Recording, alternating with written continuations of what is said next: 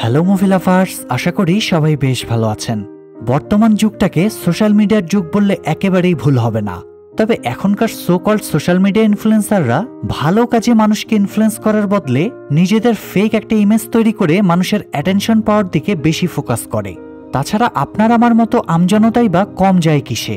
আমাদের মধ্যেও এমন অনেক মানুষ আছে যারা কিনা নিজের জীবনের কথা চিন্তা করা বাদ দিয়ে অন্যের জীবনে কি হচ্ছে না হচ্ছে সেটাতে বেশি ইন্টারেস্ট দেখায়। কিন্তু এই অতিরিক্ত ইন্টারেস্ট যে কোনো সময় ভয়ঙ্কর বিপদ ডেকে আনতে পারে, এটা আমরা কখনো ভেবেও দেখি না। তো আজকে এমনই একটা ছেলের গল্প শেয়ার করব যে কিনা অন্যের জীবনের উপর অতিরিক্ত ইন্টারেস্ট দেখাতে গিয়ে একদিন সম্মুখীন হতে হয় ভয়ঙ্কর এক পরিস্থিতির।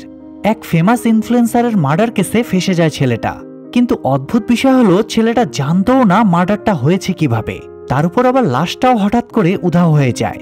একদিকে পুলিশ, অন্যদিকে সোশ্যাল মিডিয়া প্রতিনিয়ত তাড়া করে বেড়াচ্ছিল ছেলেটাকে।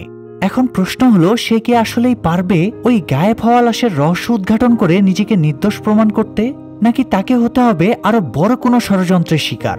এই সব প্রশ্নের উত্তর আমরা জানবো 2024 সালের অসাধারণ একটা মিস্ট্রি থ্রিলার মুভি ফলোয়িং এর গল্প থেকে, যার প্রত্যেকটা মুহূর্তে আছে টানটান উত্তেজনা, তবে শেষটা সবার কল্পনার বাইরে। তাই চলুন আর কথা না বাড়িয়ে সরাসরি গল্পে চলে যাই। শুরুতেই আমরা গল্পের প্রধান চরিত্র জাংকে দেখতে পাই। সে পেশায় একজন রিয়েল এস্টেট এজেন্ট হলেও তার নেশা ছিল অন্য কিছু। তার মূল কাজ হলো বিভিন্ন মানুষের বাড়ি বেচাকেনা এবং ভাড়া দেওয়ার ব্যবস্থা করা। এই সুবাদে তার কাছে ওই এলাকার অনেক বাড়ির চাবি থাকত, আর সে ওই চাবিগুলো নিয়ে গোপনে ওই লোকদের বাড়িতে ঢুকত। তবে সে কোনো চোর ছিল না, শুধু সেখানকার জিনিসপত্রগুলো ঘাটাঘাটি করে আবার ফেরত চলে আসতো এবং প্রত্যেক বাড়ি থেকে স্মৃতি হিসেবে সেখানকার সবচেয়ে ইউজলেস একটা জিনিস তুলে এনে তার গোপন ওয়্যার হাউসে সাজিয়ে রাখত। তবে সে যে শুধুমাত্র মানুষের বাড়ি বাড়ি গিয়ে জিনিসপত্র ঘাটাঘাটি করত, বিষয়টা কিন্তু এমনও নয়। সে রাস্তায় যাকেই দেখত তার প্রতি কৌতূহল তৈরি হতো, আর এই কৌতূহলই ধীরে ধীরে তার নেশায় পরিণত হয়। একদিন সে তার এক ক্লায়েন্টকে তার হাজব্যান্ডের সঙ্গে ঝগড়া করতে শোনে। মেয়েটার সন্দেহ ছিল তার হাজব্যান্ডের হয়তো বাইরে কোথাও অ্যাফেয়ার চলছে।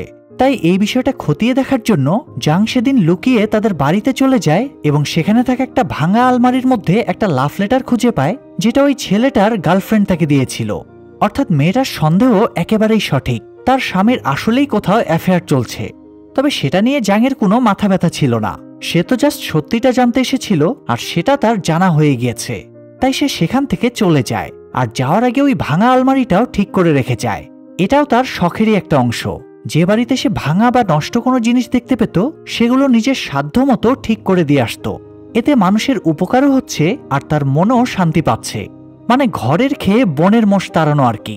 তো এভাবেই জাংয়ের দিনগুলো খুব ভালোই কাটছিল। তবে একদিন তার দেখা হয় একটা অদ্ভুত মেয়ের সঙ্গে। মেয়েটার নাম ছিল হান সারা। সে একজন সোশ্যাল মিডিয়া ইনফ্লুয়েন্সার। প্রথমে জাং সারাকে চিনত না, তবে একটা বিষয় তার নজর কাড়ে যে সারা সসেস খেতে খেতে তার প্রোফাইলে ডায়েট সালাদের পোস্ট করছিল। তার মানে সে সোশ্যাল মিডিয়ায় শো অফ করতে খুব পছন্দ করে। সেখান থেকে জাংয়ের মনে সারার প্রতি কৌতূহল জন্ম নেয়। সে প্রতিনিয়ত সারাকে ফলো করতে শুরু করে। সারার ইনস্টাগ্রাম প্রোফাইল চেক করে সে দেখতে পায় তার ব্র্যান্ডেড জিনিসপত্র কেনার আর দামি দামি রেস্টুরেন্টে খাবার খাওয়ার ভীষণ শখ। সে প্রায় বড় বড় রেস্টুরেন্টে যায় এবং দামি দামি ব্যাগ কিনে সেগুলোর ছবি তার প্রোফাইলে পোস্ট করে। এসব ছাড়াও জাং সারার আরও একটা দিক সম্পর্কে জানতে পারে।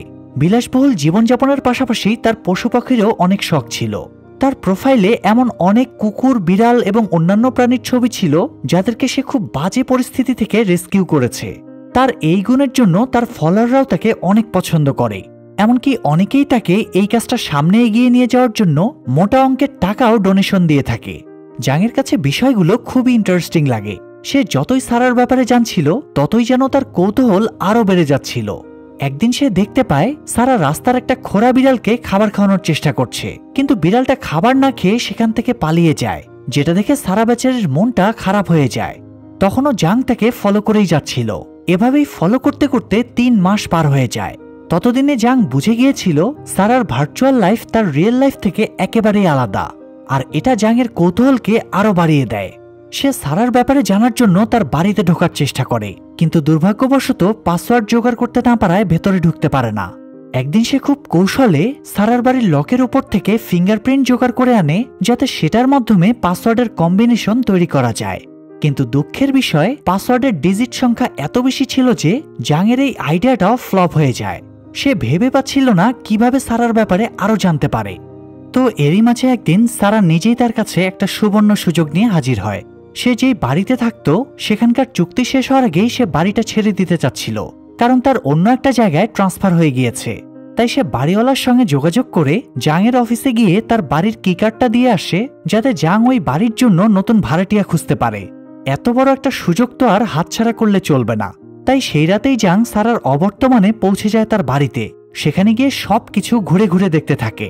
এরই মাঝে হঠাৎ সে লক্ষ্য করে সেখানকার কিছু জিনিসে একটু প্রবলেম আছে। তাই পরদিন সে ওই জিনিসগুলো সারানোর জন্য প্রয়োজনীয় ইকুইপমেন্ট নিয়ে আবারও পৌঁছে যায় সারার বাড়িতে। কিন্তু সেখানে গিয়ে সে এমন কিছু দেখে যা সে কখনো কল্পনাও করতে পারেনি। জাং দেখতে পায় সারার রক্তাক্ত লাশটা সোফার উপর পড়ে আছে, পুরো ফ্লোরে ছড়িয়ে ছিটিয়ে আছে রক্ত। এই দৃশ্য দেখে জাংয়ের মাথায় যেন আকাশ ভেঙে পড়ে। সে তাড়াহুড়ো করে পুলিশের এমার্জেন্সি হেল্প সেন্টারে ফোন করতে যায়, কিন্তু পরক্ষণে আবার এটা ভেবে থেমে যায় যে পুলিশ তো উল্টো তাকেই না সন্দেহ করে বসে। কি করবে বুঝে উঠতে না পেরে জাং হন্তদন্ত হয়ে সেখান থেকে বেরিয়ে যায়। এরপর সে একটা কাপলকে বাড়ি দেখানোর নাম করে ডেকে আনে এবং তাদেরকে নিয়ে সারার বাড়ির দিকে রওনা হয়। সে ভেবেছিল ওই লোকগুলো ভেতরে গিয়ে সারার লাশ দেখে ভয় পেয়ে যাবে এবং নিশ্চয়ই পুলিশকে ফোন করবে। তো সেই প্ল্যান অনুসারে সে ওই কাপলকে রুম দেখতে পাঠিয়ে দেয়। ভিতরে গিয়ে মেয়েটা চিৎকার করে উঠলে জাং দৌড়ে চলে যায় পুলিশকে ফোন করার জন্য। কিন্তু ভেতরে যাওয়ার পর তার মাথায় যেন আরো একটা বাজ পড়ে, কারণ সেখানে কিছুই ছিল না, না ছিল লাশ আর না ছিল রক্ত। মেয়েটার আসলে বাসাটা এতই পছন্দ হয়েছিল যে সে এক্সাইটেড হয়ে চিৎকার করেছিল। জাং সেটা দেখে কোনো মতে নিজেকে কন্ট্রোল করে। তবে সে এটা বুঝে উঠতে পারছিল না যে সারার লাশটা এত তাড়াতাড়ি গায়েব হলো কিভাবে। বাড়ি ফিরেও তার মাথার ভেতর এই বিষয়গুলোই ঘুরপাক খেতে থাকে। সে বুঝে যায় নিশ্চয়ই ওই খুনি সারার লাশটা নিয়ে গিয়েছে, কিন্তু তার এটা ভেবেও ভয় লাগছিল যে খুনি আবার তাকে দেখে ফেলেনি তো। কি করবে, কার কাছে সাহায্য চাইবে, কিছুই যেন বুঝে উঠতে পারছিল না জাং। অন্যদিকে আমরা মিঞ্জু নামে একজন ডিটেকটিভকে দেখতে পাই। সে তার এক সহকর্মীর উপর প্রচণ্ড ক্ষেপে ছিল, কারণ মিঞ্জুর সব কেস সিনিয়র অফিসার তাকে দিয়ে দিত। বেচারি মিঞ্জু দিনরাত এক করে সব ইনফরমেশন জোগাড় করত, আর কেসটা ঠিক সলভ হওয়ার সময় ক্রেডিট নিয়ে যেত তার ওই কলিগ। এই ব্যাপারটা সে মোটেও মেনে নিতে পারছিল না। তাই সে তার আরেক কলিগকে বলে দেয় যে এরপর থেকে যে কেসই আসুক না কেন সেটা যেন সবার আগে মিঞ্জুকেই দেওয়া হয়। আর এই লোকটা তার বন্ধু ছিল বলে সে মিঞ্জুর কথায় রাজি হয়ে যায়। এদিকে এসবের মাঝেই 4 দিন পার হয়ে যায়, কিন্তু এখনও সারার লাশের কোনো হদিস পাওয়া যায়নি। তাই জাং একটু চিন্তায় পড়ে যায় যে তার কি পুলিশের কাছে গিয়ে বিষয়টা রিপোর্ট করা উচিত কিনা। এসব নিয়ে ভাবতে ভাবতেই সে অফিসে গিয়ে তার ডেস্কে একটা লাল রঙের এনভেলপ দেখতে পায়। সে তার কলিগের কাছে জানতে চায় এনভেলপটা কে পাঠিয়েছে, কিন্তু তার কলিগ কিছুই বলতে পারে না। এরপর জাং কৌতূহলবশত এনভেলপটা খুলতেই ভেতরে সেই দিনকার কিছু ছবি দেখতে পায় যেদিন সে লুকিয়ে সারার বাড়িতে ঢুকেছিল। সে সারার লাশের কিছু ছবি এবং ফ্লোরে পড়ে থাকা রক্তের পাশে একটা ছোট্ট চুল দেখতে পায়, যেগুলো দেখে জাং প্রচণ্ড ভয় পেয়ে যায় যে এটা আবার তার চুল নয় তো। এমন সময় তার কাছে সমাধিস্থান থেকে কল আসলে জাং দ্রুত সেখানে পৌঁছে যায়। সেখানে তার মৃত মায়ের অস্থিগুলো একটা কাচের শোকেজে সংরক্ষণ করা ছিল, কিন্তু সেদিন সকালে হঠাৎ সেখানকার স্টাফ এসে দেখে ওই শোকেজটা ভেঙে গিয়েছে। তাই তারা জাংকে ডেকে বিষয়টা জানায় এবং এই অসতর্কতার জন্য তার কাছে ক্ষমাও চায়। তারা জাংয়ের মায়ের অবশেষ ভিআইপি লকারে রাখতে চাচ্ছিল, তখনই হঠাৎ জাং লক্ষ্য করে ওই পাত্রের মুখটা খোলা, অর্থাৎ নিশ্চয়ই ওই খুনি তাকে ফলো করতে করতে এখানেও পৌঁছে গিয়েছে। তাই জাং আর কোনো রিস্ক নিতে চায় না। সে পাত্রটা নিয়ে সেখান থেকে বেরিয়ে যায়। যাওয়ার পথে মাঝ রাস্তায় দাঁড়িয়ে সে ওই পাত্রটা খুলে দেখার চেষ্টা করছিল ভেতরে কোনো সন্দেহজনক কিছু আছে কিনা। এমন সময় হঠাৎ একটা ট্রাক এসে তার গাড়ির সঙ্গে অ্যাক্সিডেন্ট করিয়ে দেয়। সৌভাগ্যবশত জাং সঠিক সময় গাড়ি থেকে বের হতে পেরেছিল বলে তার কোনো ক্ষতি হয় না এখানে। তবে সে যখন ওই ট্রাক ড্রাইভারের সঙ্গে ঝগড়া করতে যায় তখন দেখতে পায় গাড়িতে কেউই নেই। জাংয়ের কাছে বিষয়টা একটু অদ্ভুত লাগে, তাই সে দ্রুত পুলিশকে বিষয়টা জানায়, কিন্তু তারাও এই ব্যাপারে কোনো ক্লু খুঁজে পায় না। তাই জাং হতাশ হয়ে বাড়ি ফিরে আসে। এরই মাঝে আবার সারার এক বান্ধবী হলকি থানায় গিয়ে সারার মিসিং কমপ্লেন লেখায়। সাথে পুলিশকে এটাও জানায় যে সারা নিজেই কিছুদিন আগে তাকে বলেছিল যে যদি হলকি 2-3 দিনের বেশি সময় তার রেসপন্স না পায় তাহলে যেন পুলিশের কাছে গিয়ে কমপ্লেন করে, কারণ তার ভয় হচ্ছিল যে তার সঙ্গে কোনো অঘটন ঘটতে পারে। প্রথমে হলকি বিষয়টা খুব একটা পাত্তা দেয়নি, কারণ সারা মানুষের দৃষ্টি আকর্ষণ করতে খুব পছন্দ করত। হয়তো এটাও তার তেমনই একটা ট্রিক্স ছিল। তবে বেশ কিছুদিন ধরে সারার কোনো খোঁজ না পেয়ে সে টেনশনে পড়ে যায়, আর তাই এখন থানায় এসে তার নামে রিপোর্ট করে। তো এই কেসের দায়িত্ব দেওয়া হয় ডিটেকটিভ মিনজুকে। সে এবং তার বন্ধু মিলে সারার ব্যাপারে সমস্ত তথ্য বের করার চেষ্টা করে। কিন্তু অদ্ভুত ব্যাপার হলো, সারার ভার্চুয়াল লাইফ বাদে তার পার্সোনাল লাইফ বা ফ্যামিলির ব্যাপারে বিশেষ কোনো তথ্য তারা পায় না। সারার পাশাপাশি তার ফ্যামিলিও গায়েব ছিল, তাদের সঙ্গে কোনোভাবেই যোগাযোগ করা যায়নি। সারাও ওই বাড়িতে একাই থাকতো এবং তার গায়েব হয়ে যাওয়ার পর থেকে পুলিশ এমন কোনো ক্লু খুঁজে পায়নি যেটা দিয়ে প্রমাণ হয় যে সে এখনো বেঁচে আছে, অর্থাৎ সে আদৌ বেঁচে আছে কিনা তাও কারো জানা ছিল না। ইনভেস্টিগেশনের একটা পর্যায়ে মিঞ্জু পৌঁছে যায় জাংয়ের কাছে। যেহেতু জাংয়ের কাছে সারার বাড়ির চাবি ছিল, তাই মিঞ্জুর সন্দেহের তালিকায় সর্বপ্রথম নামটা ছিল জাংয়ের। পুলিশকে দেখে জাং নিজেও বেশ ঘাবড়ে যায়, তবে সে যথাসাধ্য শান্ত থাকার চেষ্টা করে মিঞ্জুকে জানায় যে তার কাছে এমন অনেক ক্লায়েন্টের বাড়ির চাবি আছে। মিঞ্জু তখন তার কাছ থেকে সারার বাড়ির চাবিটা নিয়ে নেয়। এরপর সারার বাড়িতে গিয়ে সবকিছু ভালোভাবে চেক করতে শুরু করে। জাংও তখন আড়াল থেকে তাদেরকে ফলো করতে থাকে যে পুলিশরা তার কথায় ঠিকঠাক কনভিন্সড হলো কিনা, অথবা তার বিরুদ্ধে সারার বাড়িতে কোনো প্রমাণ পাওয়া যায় কিনা। এদিকে মিঞ্জুরা বাড়ির ভেতর সবকিছু ভালোভাবে চেক করে, কিন্তু সেখান থেকে সন্দেহজনক কিছুই পায় না, তাই তারা সেখান থেকে চলেই যাচ্ছিল। এমন সময় হঠাৎ সোফার নিচে খানিকটা রক্ত দেখে মিঞ্জুর মনে কিছুটা সন্দেহ জাগে। সে বুঝতে পারে ওই বাড়ির মধ্যে নিশ্চয়ই কিছু হয়েছে, তাই সে সারার ব্যাপারে আরো ভালোভাবে খোঁজখবর নিতে শুরু করে। ওদিকে সারার বাড়িতে ব্লাড স্যাম্পল খুঁজে পাওয়াতে জাং প্রচণ্ড ভয় পেয়ে যায়। সে সিদ্ধান্ত নেয় পুলিশ তার পর্যন্ত পৌঁছানোর আগেই সে সারার মার্ডারের রহস্য উদ্ঘাটন করে নিজেকে নির্দোষ প্রমাণ করবে। তাই সে নিজের মতো করে ইনভেস্টিগেশন শুরু করে। প্রথমে সে সারা এবং তার পরিচিত সমস্ত ইনফ্লুয়েন্সারদের প্রোফাইলগুলো চেক করে। তাদের সাথে সারার সম্পর্ক কেমন ছিল আর সারার সাথে আগে পরে কি হয়েছে তার সবকিছু খতিয়ে দেখতে শুরু করে সে। এসব করতে গিয়ে হলগির ব্যাপারে কিছু অদ্ভুত বিষয় লক্ষ্য করে জাং। সে প্রায় সারার ভিডিওগুলোতে গিয়ে তাকে আজেবাজে কথা বলতো, এমনকি লাইভেও সারাকে মিথ্যুক বলে গালাগাল করত এবং হুমকি দিত যে সে সারার সত্যিটা সবাইকে জানিয়ে দেবে। তবে মজার ব্যাপার হলো, সে একদিকে নিজের ফলোয়ারদের সামনে সারাকে খারাপ প্রমাণ করার চেষ্টা করত, আর অন্যদিকে নিজেই সারার জামা কাপড়, তার স্টাইল সবকিছু কপি করত। ব্যাপারটা জাংয়ের কাছে একটু অদ্ভুত লাগে, তাই সে হলগির ব্যাপারে আরও জানার জন্য তার অ্যাড্রেস জোগাড় করে সোজা তার বাড়িতে পৌঁছে যায় এবং প্রতিবারের মতো এবারও চুপিসারে ভেতরে ঢুকে সবকিছু ঘাটাঘাটি করতে শুরু করে। সেখানে সে ঠিক তেমনই কিছু লাল রঙের এনভেলাপ দেখতে পায়, যেমন এনভেলাপ তাকে পাঠানো হয়েছিল। এরপর সে হলগির আইডি থেকে আরও একটা আইডি উদ্ধার করে, যেটার নাম ছিল বি উইথ ইউ। এই আইডি থেকে সারা এবং হলগি দুজনের ভিডিওতেই প্রতিনিয়ত কমেন্ট করা হতো। সেটা দেখে জাংয়ের মনে একটু সন্দেহ জাগে। তখন সে ওই আইডির মালিকের পেছনে পড়ে যায়। সেটা মূলত লি নামের একটা ছেলের আইডি ছিল। সে সবসময় সারাকে ফলো করত, শুধু সোশ্যাল মিডিয়াতেই নয়, বাস্তব জীবনেও। সারা যেখানেই যেত, যেই খাবার খেত, তার প্রত্যেকটা জিনিস কপি করত এই লি। সোজা কথায় বলতে গেলে সারার পাগল প্রেমিক ছিল সে। এসব দেখে জাংয়ের মনে সন্দেহ জাগে যে হয়তো লি আর হলগি মিলেই সারাকে মেরেছে। যেহেতু হলগি সারার খুব ভালো বন্ধু ছিল, তাই তার জন্য বাড়ির ভেতরে ঢুকে সারাকে মেরে সব এভিডেন্স মুছে ফেলা খুব কঠিন কাজ নয়। এসব ভাবতে ভাবতেই জাং বাড়ি ফিরে আসে। ভেতরে ঢুকতেই কারো উপস্থিতি অনুভব করে সে, কিন্তু কারেন্ট না থাকায় অন্ধকারে সে কিছুই দেখতে পাচ্ছিল না।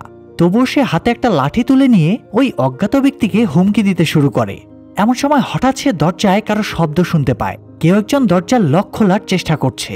জাং সেটা দেখে ভীষণ ঘাবড়ে যায়। তবুও সে মনে সাহস নিয়ে জিজ্ঞেস করে বাইরে কে আছে, কিন্তু কোনো রেসপন্স পায় না। এরপর সে দরজা খুলতে গিয়ে দেখে সেটা শিকল দিয়ে আটকানো, আর বাইরেও কেউ নেই, শুধু একটা লাল এনভেলাপ পড়ে আছে। জাং শিকলের ফাঁকা দিয়ে ওই এনভেলাপটা তোলার চেষ্টা করে, আর তখনই হঠাৎ একটা হেলমেট পরা লোক এসে তার উপর অ্যাটাক করে দেয়। সেই সাথে রুমের ভেতরে থাকা লোকটাও এসে যোগ দেয়। জাং তাদের সাথে লড়াই করতে শুরু করে। তাদের ধস্তাধস্তিতে একজনের হেলমেট খুলে গেলে দেখা যায় লোকটা আর কেউই নয়, বরং লি ছিল। সেটা দেখেই জাং কোনো মতে তাকে বাড়ির ভেতর লক করে রেখে সোজা থানায় গিয়ে ডিটেকটিভ মিঞ্জুকে সবকিছু জানায়। মিঞ্জু তখন জাংয়ের বাড়ির সিসিটিভি ফুটেজ চেক করে দেখে দুটো লোক লুকিয়ে তার বাড়িতে ঢুকছে। জাং তখন তাকে বলে যে এদের মধ্যে একজন হচ্ছে লি আর দ্বিতীয়জন নিশ্চয়ই হলগি, কারণ হলগি মনে মনে সারাকে হিংসা করত। তারা তো একজন আরেকজনের নামে কেসও করেছিল। তবে মিঞ্জু বিষয়টা মানতে চায় না, কারণ হলগি যদি সারাকে খুন করেই থাকে তাহলে তার জন্য মিসিং কমপ্লেন লেখাতে এসেছিল কেন। তখন জাং তাকে বোঝায় যে এগুলো হলগির প্ল্যানিং। সে নিজেকে পুলিশের সন্দেহ থেকে দূরে রাখার জন্য কমপ্লেনটা করেছে। জাংয়ের কথায় যেহেতু যুক্তি ছিল, তাই মিঞ্জু সেটা মেনে নেয়। কিন্তু সে এটা বুঝে উঠতে পারছিল না যে সারার খুনি জাংয়ের পিছনে পড়ল কেন। এ ব্যাপারে জাংকে জিজ্ঞেস করলে সে কোনো উত্তর দিতে পারে না। এসব কথা বলতে বলতেই তারা পৌঁছে যায় জাংয়ের বাড়িতে, কিন্তু ভেতরকার দৃশ্য দেখে তারা দুজনেই হতবাক হয়ে যায়। তারা দেখতে পায় জাংয়ের ড্রয়িং রুমে থাকা শোকেসটা ভেঙে গুঁড়ো গুঁড়ো হয়ে গিয়েছে, আর লিয়ের লাশ উপরে দড়ি দিয়ে ঝুলিয়ে রাখা হয়েছে। এটা দেখে মিনজু দ্রুত অফিসে ফোন করে এক্সট্রা টিমকে ডেকে পাঠায় এবং তাদের না আসা পর্যন্ত জাংকে কোনো কিছু স্পর্শ করতে নিষেধ করে। এমন সময় জাং ওই ভাঙাচোরা কাচের স্তূপের মধ্যে একটা লাল এনভেলাপ দেখে সেটা নিতে গেলে মিনজু তাকে বাধা দেয়। এরপর সে নিজেই এনভেলাপটা তুলে চেক করে। জাংয়ের খুব ভয় লাগছিল যে এই এনভেলাপের মধ্যে আবার তার বিরুদ্ধে কোনো প্রমাণ না থাকে, আর তার সেই ভয়ই সঠিক প্রমাণিত হয়। সেখানে ওই সমস্ত ছবি ছিল যেগুলো এর আগে জাংয়ের কাছে পাঠানো হয়েছিল। সেই সাথে একটা এক্সট্রা ছবিও ছিল যেখানে দেখা যাচ্ছিল জাং এবং লি বন্ধুর মতো কাঁধে কাঁধ মিলিয়ে দাঁড়িয়ে আছে। মিনজু এই ব্যাপারে জাংয়ের কাছে জানতে চাইলে সে ঘাবড়ে গিয়ে বলে যে সে এই ব্যাপারে কিছুই জানে না, এই ছবিটা নিশ্চয়ই এডিট করা। কিন্তু মিনজু তার কথা মানতে চায় না। তার মনে হচ্ছিল নিশ্চয়ই জাং লিয়ের সঙ্গে মিলে সারাকে মেরে ফেলেছে আর এখন ধরা পড়ার ভয়ে লিকেও হত্যা করেছে। তবে সেটা শুনে জাং বলে উঠে যে সে এসব কিছুই করেনি। তাছাড়া সে যদি লিকে খুন করেই থাকতো তাহলে মিনজুকে কেন বাড়িতে ডেকে আনতো। তখন মিনজু জাংয়ের কথাগুলোই তাকে ফেরত দেয় যে সে নিশ্চয়ই পুলিশের সন্দেহ তালিকা থেকে নিজেকে দূরে রাখার জন্য এই কাজটা করেছে। জাং তখন বুঝে যায় মিনজু তার কথা বিশ্বাস করবে না, তাই সে সেখান থেকে পালানোর চেষ্টা করলে মিনজু তাকে আটকায়। তবে সেই সময় ভুলবশত জাংয়ের ধাক্কায় দেয়ালে আঘাত লেগে মিনজু অজ্ঞান হয়ে যায়। জাং বুঝে উঠতে পারছিল না সে এখন কি করবে, তাই সে দ্রুত এমার্জেন্সি হেল্প সেন্টারে ফোন করে। কিছুক্ষণের মধ্যেই মিনজুর টিম সেখানে পৌঁছে যায়, কিন্তু ততক্ষণে জাং সেখান থেকে পালিয়ে গিয়েছিল। অবশ্য পালানোর পর সে উপলব্ধি করতে পারে যে কাজটা করা তার ঠিক হয়নি। সে মিনজুকে সবকিছু বুঝিয়ে বলতে পারত, কিন্তু এখন পালিয়ে গিয়ে সে পুলিশের সন্দেহ আরো বাড়িয়ে দিয়েছে। এদিকে হলগিও জাংয়ের পিছনে একেবারে উঠে পড়ে লাগে। সে লাইভে এসে জাংয়ের নামে উল্টোপাল্টা কথা বলতে শুরু করে।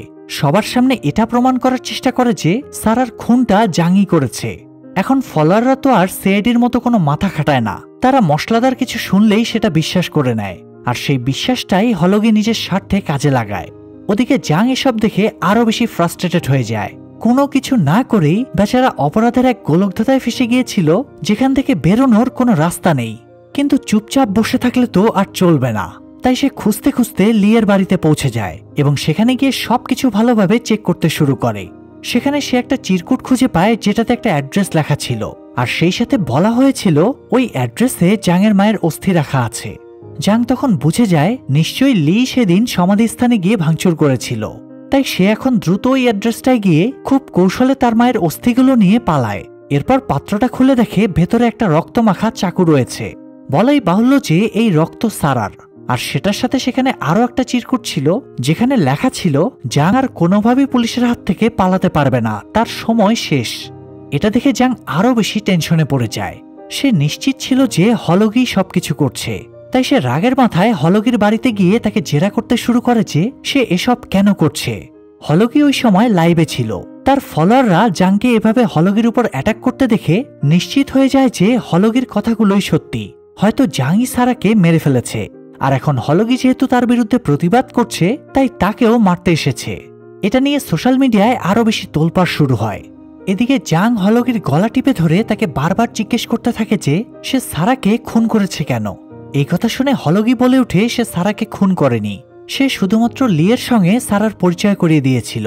আর এখান থেকেই গল্পের নতুন এক রহস্য সামনে আসে। মূলত লি শুরু থেকেই হলগিকে বিরক্ত করত, তাই সে খুব কৌশলে নিজেকে বাঁচানোর জন্য লিকে সারার পেছনে লেলিয়ে দেয়। তবে পরবর্তীতে সারা গায়েব হয়ে গেলে হলগির মনে সন্দেহ জাগে যে নিশ্চয়ই লি সারার সঙ্গে কিছু একটা করেছে, তাই সে গিয়ে পুলিশের কাছে কমপ্লেন করে দেয়। কিন্তু জাং তার কথা বিশ্বাস করতে চায় না।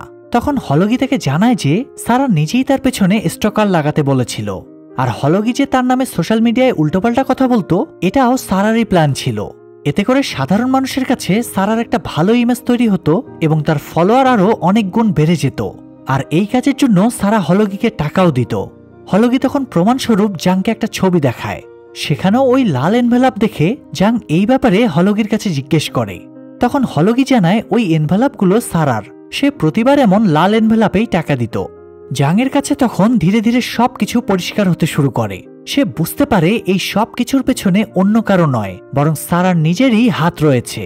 সে নিজেই ফলোয়ারদের সিম্প্যাথি পাওয়ার জন্য এই পুরো নাটকটা সাজিয়েছে, আর এখন নিশ্চয়ই কোথাও গা ঢাকা দিয়ে আছে। এদিকে সিন শিফট হলে আমরা দেখতে পাই সারার বোন হঠাৎ তার গায়েব হয়ে যাওয়ার খবর শুনে মিঞ্জুর সঙ্গে দেখা করতে আসে। তার কাছ থেকে মিঞ্জু সারার অতীত সম্পর্কে কিছু অদ্ভুত তথ্য জানতে পারে। সারার বোন জানায় যে সারা আসলে একটা সাইকো। ছোটবেলা থেকেই মানুষের অ্যাটেনশন পাওয়ার অদ্ভুত একটা আকাঙ্ক্ষা কাজ করত তার মধ্যে। এই কারণেই ফলোয়ারদের কাছ থেকে সিম্প্যাথি পাওয়ার জন্য সে তার মানসিক ভারসাম্যহীন ভাইকে একজনের কাছে বিক্রি করে দেয়। এতে তার বাড়ির লোকেরা রেগে গিয়ে তাকে বাড়ি থেকে তাড়িয়ে দেয় এবং তার সঙ্গে সমস্ত সম্পর্ক নষ্ট করে দেয়। আর সেখান থেকে শহরে এসে সারা একটা সুন্দর জীবন কাটাতে চেয়েছিল, কিন্তু সেটার জন্য পর্যাপ্ত টাকা তার কাছে ছিল না। তাই সে একটা নাইট ক্লাবে পার্ট টাইম কাজ করতে শুরু করে, কিন্তু সেখানেও মানুষের কটু কথা আর কুদৃষ্টি তার মনকে বিষিয়ে তোলে। সেই সময় তার সুখের একমাত্র ঠিকানা হয়ে দাঁড়ায় তার সোশ্যাল মিডিয়া অ্যাকাউন্ট। সে মানুষকে ইমপ্রেস করার জন্য লাক্সারি লাইফ মেনটেন করতে শুরু করে। সুযোগ পেলেই সে তার বান্ধবী অথবা অচেনা কোনো মানুষের কাছ থেকে দামি দামি ব্যাগ নিয়ে ছবি তুলে পোস্ট করতে থাকে, কিন্তু তাতেও তার ফলোয়াররা ঠিক খুশি হতে পারে না। একটা পর্যায়ে সে প্রচন্ড ফ্রাস্ট্রেটেড হয়ে সুইসাইড করার সিদ্ধান্ত নেয়, কিন্তু ঠিক সেই মুহূর্তেই একটা নোটিফিকেশন এসে তার পুরো জীবনটাই পাল্টে দেয়। মরতে যাওয়ার কিছুক্ষণ আগে সে একটা ছবি পোস্ট করেছিল। ঘটনাক্রমে ছবির পিছনে একটা ব্লাড ডোনেশন ক্যাম্পের পোস্টার ছিল, যেটা দেখে তার ফলোয়াররা মনে করে সারা নিশ্চয়ই ব্লাড ডোনেট করতে গিয়েছিল। এতে সবাই তার প্রশংসা করতে শুরু করে এবং তার ফলোয়ারের মাত্রাও তরতর করে বাড়তে থাকে। সারা তখন বুঝতে পারে তাকে আসলে কি করতে হবে। সে এবার সোশ্যাল মিডিয়ায় লাক্সারি লাইফ শো করা ছেড়ে মানুষ এবং প্রাণীদের প্রতি নকল ভালোবাসা দেখাতে শুরু করে এবং পশু পাখি রেস্কিউয়ের নাম করে মোটা অঙ্কের ডোনেশন নিতে থাকে। এমনকি সে যেই খোঁড়া বিড়ালটার জন্য ভীষণ আফসোস করছিল, সেই বিড়ালটার পা সে নিজেই ভেঙেছে। তবুও সবকিছু খুব ভালোভাবেই চলছিল, কিন্তু তার মাঝেই জাং তার লাইফে ঢুকে সবকিছু এলোমেলো করে দেয়। সারা যখন বুঝতে পারে জাং তাকে প্রতিনিয়ত ফলো করছে, তখন সে ভীষণ ঘাবড়ে যায়। তার ভয় হতে থাকে যে জাং তার গোপন রহস্য জেনে যায়নি তো। অবশ্য ফেক ইমেজের বাইরেও সারার আরও একটা রহস্য আছে, যেটা আজ পর্যন্ত কেউ জানতে পারেনি। তবে রহস্যটা কি সেটা আমরা একটু পরেই জানতে পারবো। তো সারার মনে হচ্ছিল যে জাং যেহেতু তাকে প্রতিনিয়ত ফলো করছে, তার মানে হয়তো সে ওই রহস্যটাও জেনে গিয়েছে। এখন সারার কাছে একটাই পথ খোলা ছিল, নিজেকে বাঁচাতে হলে জাংকে মারতে হবে। তাই সেও লুকিয়ে লুকিয়ে জাংকে ফলো করতে শুরু করে এবং তারপর জাংয়ের বিরুদ্ধে এক ভয়ঙ্কর প্ল্যান বানায়। সেদিন জাংয়ের অফিসে গিয়ে তাকে ফ্ল্যাটের চাবিটা দিয়ে আসা তার প্ল্যানেরই একটা অংশ ছিল। এরপর সে নিজেই নিজের নকল খুনের নাটক সাজায় আর পরবর্তীতে সেটা ছবি তুলে জাংকে ভয় দেখাতে শুরু করে। তবে এইসব কাজ তার একার পক্ষে করা খুবই কঠিন হয়ে যাচ্ছিল, যে কারণে সে শুরু থেকেই লিকে তার পার্টনার বানিয়ে নেয়। এখন লি তো এমনিতেই সারার জন্য পাগল ছিল, তাই সেও আর ভাবে না যে এই কাজগুলো আদৌ সঠিক হচ্ছে নাকি ভুল। সারার প্ল্যানিং একদম সিম্পল ছিল। সে প্রথমে জাংকে ভয় দেখিয়ে তাকে একেবারে ফ্রাস্ট্রেটেড করে দেবে। এরপর একটা সময় জাংকে মেরে সবার সামনে এসে এমনভাবে নাটক করবে যেন এতদিন ধরে জাং তাকে নিজের গোপন আস্তানায় কিডন্যাপ করে রেখেছিল। তবে আজ সে জাংকে মেরে সেখান থেকে পালিয়ে এসেছে।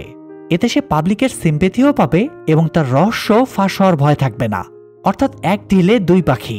কিন্তু আসল ঝামেলা তো তখন বাধে যখন জাং লিয়ের চেহারা দেখে ফেলে।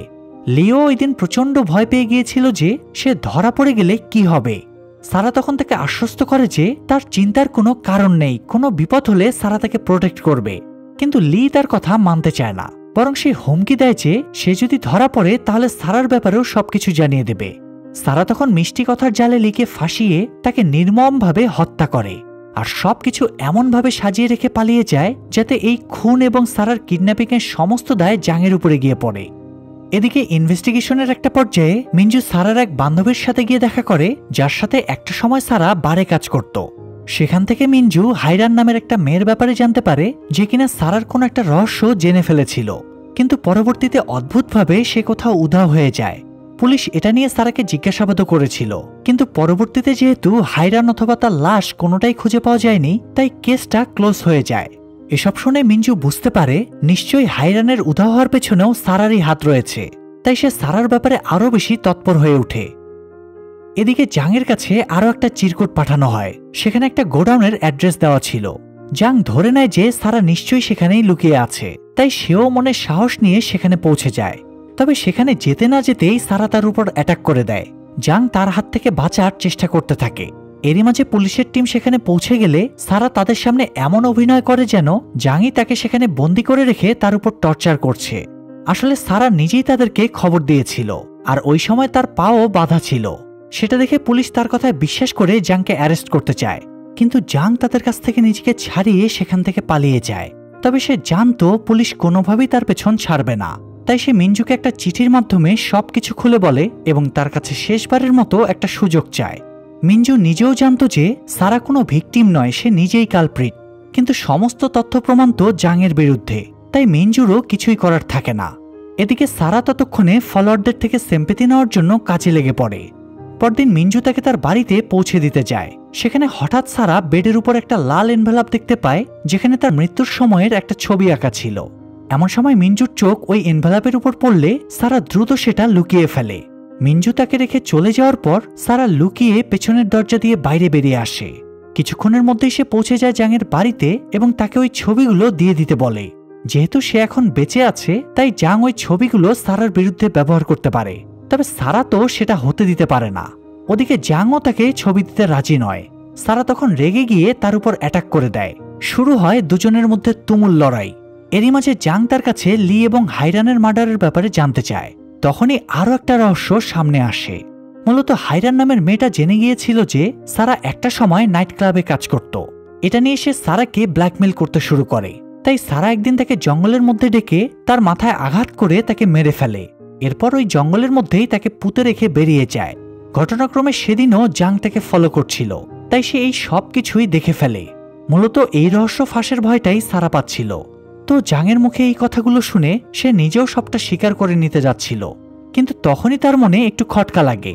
সে আশেপাশে চেক করলে দেখতে পায় এসির সাথে একটা হিডেন ক্যামেরা লাগানো আছে।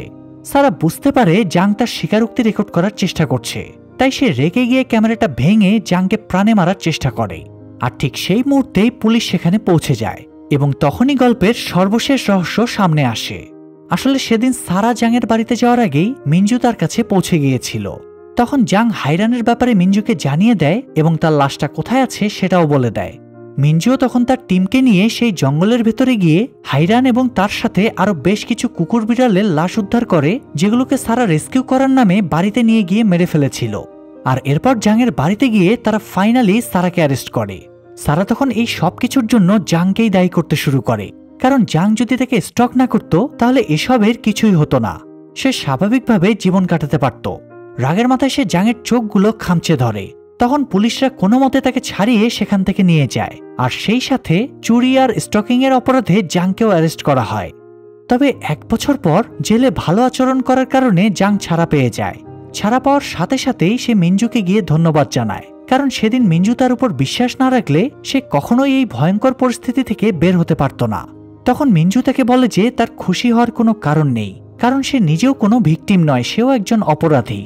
মিনজুর এই কথাটা জাংয়ের মনের ভেতরে গেঁথে যায়। সে ফাইনালি উপলব্ধি করতে পারে যে সে এতদিন কত বড় একটা ভুল কাজ করেছে। আজ যদি তার স্টকিং এর বাজে অভ্যাসটা না থাকতো তাহলে তাকে এত বড় বিপদে পড়তে হতো না। তাই এখন সে এই সমস্ত কিছু থেকে দূরে থাকার সিদ্ধান্ত নেয়। মানে কার লাইফে কি হচ্ছে এসব সে দেখতেও যাবে না আর চিন্তাও করবে না। আর এই সুন্দর অনুশোচনাবোধ দিয়ে এই চমৎকার গল্পটা এখানেই শেষ হয়ে যায়। আজকের গল্পের মাধ্যমে আমরা আমাদের দৈনন্দিন জীবনে দুটো অন্যতম বড় ভুল সম্পর্কে জানতে পারি। একটা হলো মানুষের অ্যাটেনশন পাওয়ার অবসেশন, আর দ্বিতীয়টা হলো অন্যের জীবনে বেশি ইন্টারেস্ট দেখানো। এই দুটোই যে আমাদের জীবনে চরম ক্ষতির কারণ, সেটাই আজকের গল্পে খুব সুন্দরভাবে ফুটিয়ে তোলা হয়েছে। তো গল্পটা নিশ্চয়ই আপনাদের কাছেও চমৎকার লেগেছে, তাই ভিডিওটাতে লাইক দিয়ে চমৎকার কিছু কমেন্ট করুন। আর এমন সব সুন্দর সুন্দর মুভির এক্সপ্লেনেশন দেখার জন্য চ্যানেলটা সাবস্ক্রাইব করে বেল বাটনটা অল প্রেস করে রাখুন।